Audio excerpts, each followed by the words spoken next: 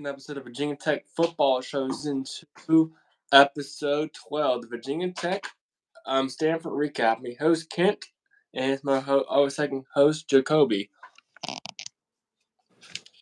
What's going on? We're happy to be back. Obviously, on a better note, this past game, we got the job done. It was really hot. They were saying that it felt like it was 100 degrees. At times, it even was 100 degrees. Kent, did you notice how empty that stadium looked? Yeah, that's pretty empty. It really did on TV. Yeah. Yeah, I don't know if it was the heat or, a combination of that and Stanford. They're good at hitting the library. Yeah. I got to do a shout out to a new subscriber to me, Kevin Drones, subscribed to this channel. Cool. Shout out to Kevin. Of Kyron Drones. I don't know, he's watching tonight, but let you know. You can kind of pop in any time. So, did you want to go over some of the highlights? I wrote down some things that I noticed during the game. Some player shout outs. You can go down some highlights. So on the offensive side of the ball for us, we did a good job at executing and putting points on the board with each of our drives. Felton is continuing to be a top producer for us, as well as Jalen Lane. John Love, our place kicker, is once again coming through, making those kicks.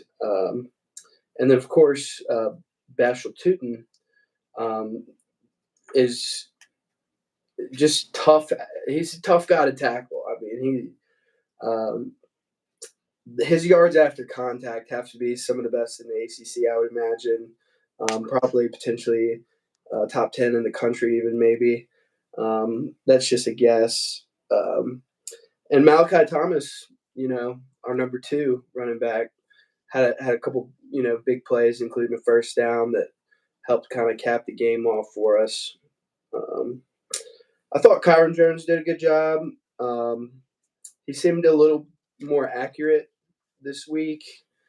And, all in all, I think the offense, meant business. And, you got to mention the Gosnell boys, too. I mean, they continue to be sure-handed players that come through when they need to. So, as far as the offense goes, I was satisfied with their demeanor and their ability to, put points on the board. Yeah, I know. I mean, we scored a touchdown quick after we kick it to them. Think they were going to drive the football. Then they fumbled the football earlier, and then we executed quickly. Yeah, I think I said it in the last one. It's always been a cornerstone of Virginia Tech football is figuring out a way to force turnovers when we're on defense and avoiding turning the ball over, which Tootin did a good job of recovering his own fumble on that one play as well. So all in all, the offense looks good, and they just need to continue to get up early and not make silly mistakes and ball security. Right. I think the first touchdown he threw it to was it to Jalen Lane, right? Yeah, it was Jalen. Yeah. Yeah. Yeah, but he continues to do his thing. I like our receivers. Every once in a while, you see him drop a ball that probably should have been caught, but it's going to happen, especially when it's hot out there. I mean, you saw a lot of players cramping up early in the game, even the guys that, on the Stanford side of the ball that are, used to that. And the Hokies even went there a day early so that they could get acclimated, but obviously one day is not enough sometimes to get fully acclimated. Yeah, but they practice on a local high school. Yeah, that's pretty cool, huh? Yeah, and Bayshaw Tugin, when he got into a steam room, I think to get used to it. He's from New Jersey. Right. Yeah. Yeah. He's probably not used to playing too many games in that kind of heat. Um, and that's something that is going to be interesting to see how this pans out with Stanford and Cal being in the ACC. It's taxing for the travel. It's got to be expensive for both teams, and you know we welcomed them to the conference. No bad blood, certainly. Cal had a great effort against Miami. A couple questionable calls towards the end of that game, but Miami was able to, get a comeback, 21 points in the fourth quarter, and win another football game. So, you know, week to week, we just need to be hoping that they continue to get in these situations where they could potentially lose a football game. Yeah, I know. I like how we come back in the beginning of the the half, and Cameron Drones quickly throw it to Daquan Felton. We Mm-hmm. scored a touchdown quickly already, and it was quickly. He just throw it right to him that quickly. Yep, and we were texting when that happened, and sure Yeah, enough, it was like, oh, there it is. Big plays. It's fun to see an explosive offense with both your runners and your guys catching the ball, and obviously Kyron Jones is effective too as a running quarterback. So we seem to be firing on all cylinders as far as our offense went. yeah, I know. Um, Defensively, um, hats off to Coach Pry. Um, just he looked like he was on a mission, and I think that he is being very clear with the players. Kirk Herbstreit on game day said that he predicted that we would lose and that we would come out flat and deflated from last week's loss, and it was nice to see that the team was clearly had their they had their mind in the right where it needs to be. They know what they need to do. You got to win the rest of the season, and it really doesn't matter who we play. If we want a chance at being in the ACC championship, which has got to be the goal of coaching staff and the players alike. So Yeah, I agree. Marshawn Lynch picked the Hokies to win, though, he sure did. Love and that, so and Nick Saban. Um, yeah, Nick Saban and everybody else. and how about Vanderbilt taking down Alabama Yeah, after? I didn't saw it, but I think possibility. There's something we don't know about Vanderbilt, or Alabama got off guard after being the Mighty George Bulldogs. I seen a couple of comments that who sucks more, Georgia or Alabama, as a joke. Yeah. Well, Vanderbilt has continued to play tough football. Their transfer quarterback, I think he's out of New Mexico, Pavia, I believe is how you pronounce it. Yeah, New Mexico State. He's playing. He's driving that team. He's a true leader, and he's a difference maker. And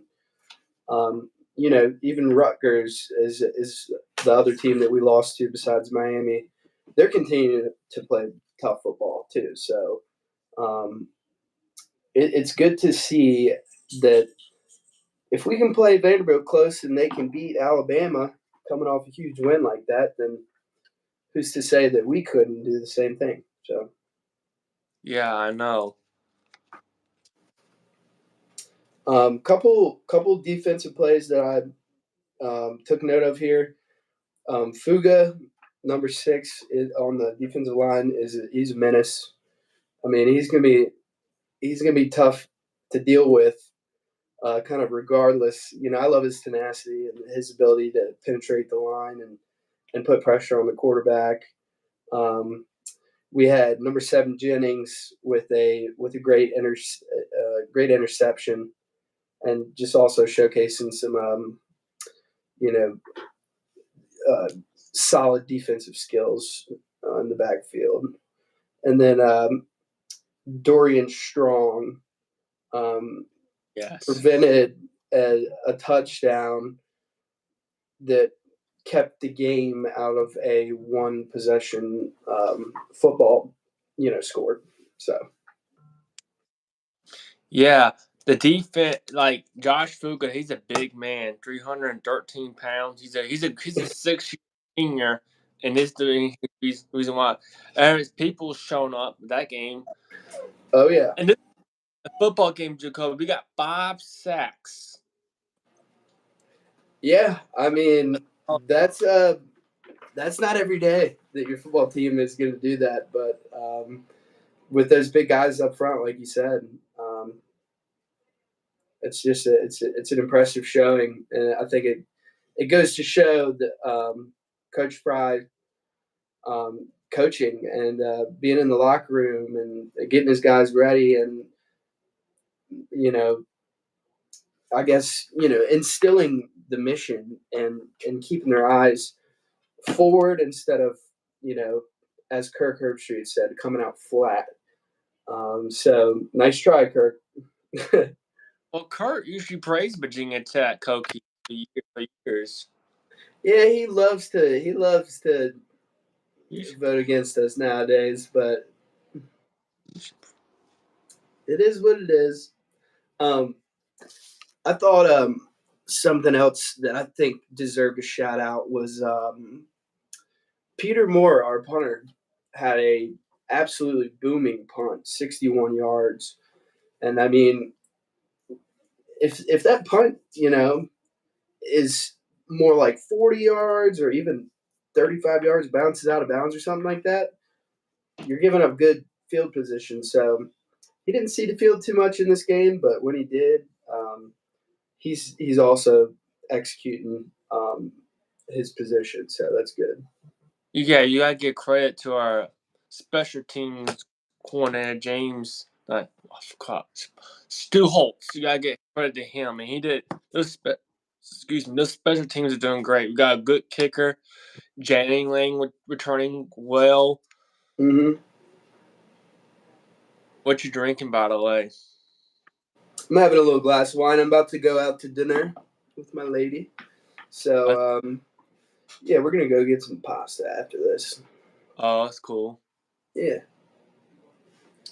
Um, let's see. A couple other things I thought were interesting. I don't know if it was. I don't know if it's Stanford being new to the ACC, but I was a little frustrated with the ACC network's coverage and some of the favoritism. Maybe I'm biased, and this could be you know me just being a little salty about the Miami situation, but I don't know if you watched in between the games Eddie Royal on the panel, not really giving too many kudos to his alma mater. Um, What did Eddie Royal say? I don't know exactly what he said, but whatever it was, it wasn't negative per se, but you would expect him to say it. You would expect him to, like Pat McAfee talks about his Mountaineers. He gets you fired up, And I don't know. I just thought Eddie Royal could maybe do a better job at, you know, representing the Hokies. He has been lately, but I guess you got to be a little neutral when he's on the ACC network. Yeah, I understand, and that with Cal and Stanford being new, you don't want to pick on them. So um, I understand that. That's a good point. Yeah.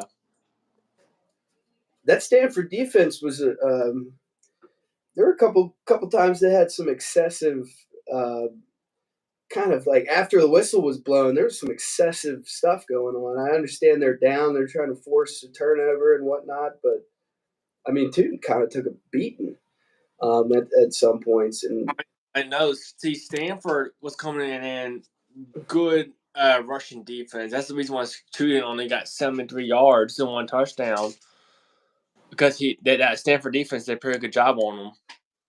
yeah, no, I agree. Um, yeah, I think that's pretty much all I had to say about that game. You can tell that our team has a chip on their shoulder, and with Vanderbilt winning against Alabama, that's got to feel good hindsight.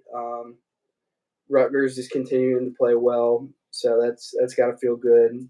Both won score games, and then of course Miami with what I would consider a questionable touchdown call with two. It was classic ineligible receiver downfield. They had two linemen in the end zone on that final touchdown play, and it is what it is. They scored 21 points in the fourth quarter, and hats off to them. Cam Ward's a hell of a player, but Yeah. gosh, People I would have just loved to see him lose.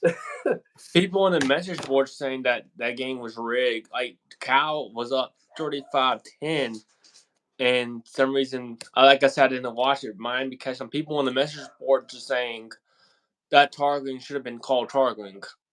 Yeah, I agree with that call as well.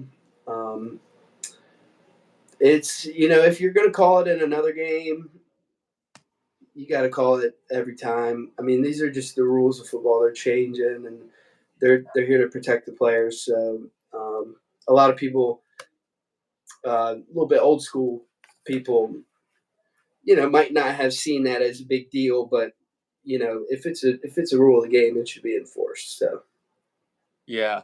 So what do you think of our fourth touchdown? We got a second chance after the what's it called, roughing into the kicker part. A running couple into of, the kicker, yeah. For I the second, yeah, we didn't need it, but I think it was the right call.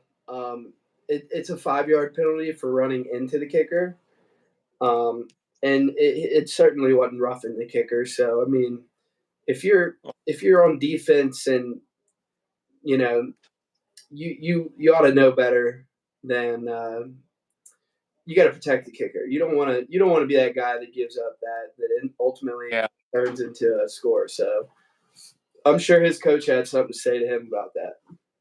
Yeah, it was kind of funny. I saw that Drones and Tootin had the ball in the same time, and then Drones in the middle strip it from Tootin. You saw that, and they got Yeah, like the I didn't know if 2 that was designed or if that was just sheer luck, but I was holding my breath right there. Yeah, and then we went. He formed fourth in goal, and we got the touchdown, 28-7. Yeah, and we've been good at putting the ball in the end zone. Once we get to the red zone, we've been good at getting the ball in the end zone with a strong runner like Tootin or sure-handed fellas like Gosnell and obviously Felton and Jalen Lane as well. All just making plays when it counts. So I'm happy. I'm happy with this week, and we need to carry it on into Boston College. Um, Coming off a loss to UVA, uh, so we'll see what happens there. It's a home game. It'll be in Blacksburg. Yeah, Uh, Thursday Boston night. College is 1-2 away, so they've lost two games on the road, and they're 1-1 in conference play. So you know, um, I think that we need to approach this game like every other game. Like I said, I can't stress enough how important we needed not just win these games. We need to be dominant and continue to carry on that. They played Missouri close. Missouri's got a good football team, and of course, they beat FSU to kick off their season. So FSU isn't having a great year, obviously, but there's talented players on that team, and you got to take them seriously. Yeah, I mean, Any given day. You cannot underestimate nobody when you play in a team. Unless it's UVA, we won't be underestimating them. Yeah. But you got any predictions for this week, Boston College? Well, this Saturday is a bye week. Okay, so yeah, it's the 17th. That's right. So it's Yeah. the following week. Well, they got a lot of time. I hope they stay fresh and recharge. We just had two road games, one in Miami and one all the way across the country. So rest up and get ready for Boston College. Yeah, it's basically the bye weeks. I know how it works. Usually the veteran people take a break and the freshmen and the new people take reps. Yeah. And I'm sure that Coach Pry and his staff are, going to be evaluating film and picking out the holes and, identifying players where they might be weaker or, maybe plays that have been working on them and all that kind of stuff. So I have full faith in this football team to win out the rest of the season. And most importantly, we need to just keep in mind that Clemson will be here before we know it. And that's the game where we really, really need to be ready to make the statement. That one will feel good. If we can win that game, I'll be feeling good. Yep. Well, another thing I want to add is that that's what I'm looking for. I forgot what I was going to say. Well, if it comes to mind, just let me know. One thing I was thinking about was Hokies in the pros. I'll be curious to see what Aaron Rodgers suffered I think they said it was a low ankle sprain or something, and he's questionable week to week, which means we might be able to see our boy Tyrod play a football game. I'll certainly be watching that. I might even try to pick him up on my fantasy team just for the fun of it. So. Wow. You saw any stats lately from our players this Sunday? Excuse me. No, but I did see somebody had a good defensive showing. I can't remember his name right now. I saw Joey Sly was still out there. But nothing extremely notable. I would just, I'll be excited to hopefully see Tyrod play. The Jets got offensive weapons, and I think that Tyrod could easily be. He's better than some of the starters that are currently out there, in my opinion. So. Okay, that's good. Mm-hmm. But other than that, I mean, we'll just be looking forward to this Boston College game and take our bye week and rest up and keep on pushing. Yeah. What was I going to say?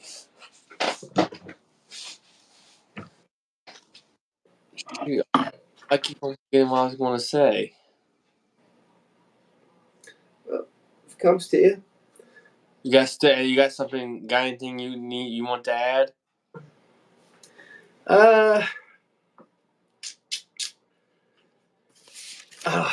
Yeah. I mean, it just sucks, and I hope that it wasn't as bad as it looked. But to see Stanford's running back Ford go down with under a minute on the clock and no conceivable way to win the game.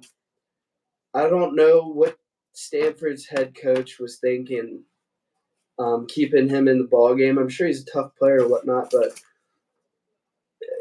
I mean, the injury didn't look good, and Stanford has got a tough schedule coming up for them. So they're most effective on the ground.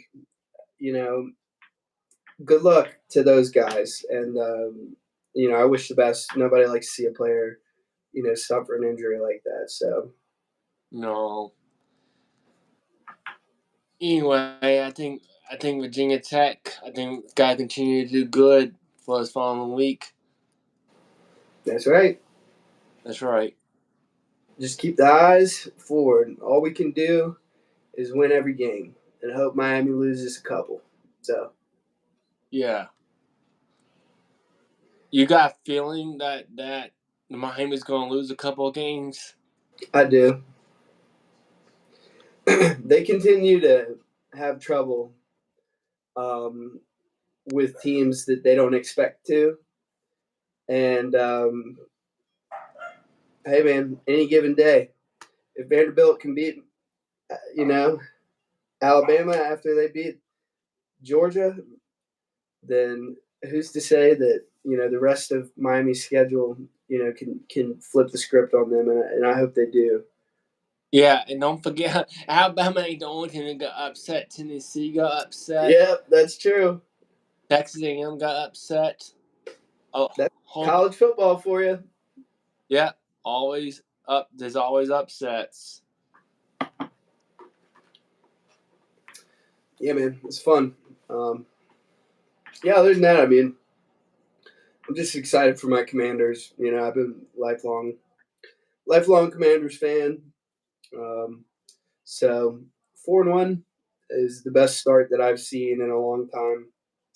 I can't remember the last time we were 4-1. I think it was like 2012 or maybe 15.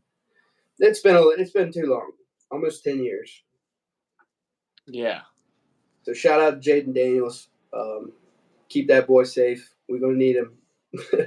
I think I got him on my fantasy team. I think He's a good player to have. He's putting up numbers.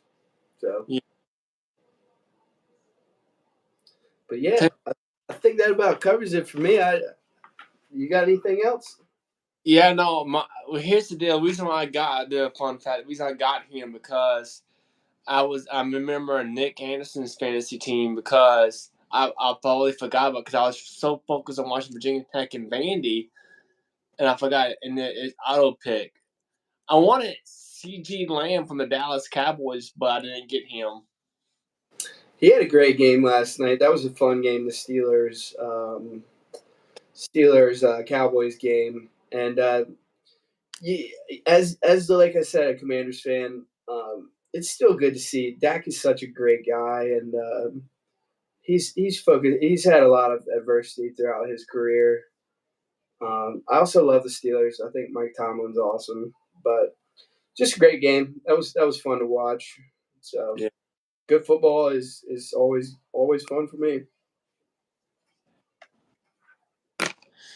Anyway, I guess I don't got enough much to say. Let's hope. I was going to say Virginia Tech take the bye week. See you guys. See y'all Thursday. It's going to be on 7:30 on ESPN on October 17th. We'll be ready for them. Be ready for them. Well, I guess I might close it out. I guess. That sounds good to me. I think we covered just about everything. Well, guys, we'll see you guys next time on the Virginia Tech Football Show. I'm your host, Kent Reese. We'll see you guys next time. All right, Kent. Take care. So you should let's go Hokies. Let's go. See ya. See ya.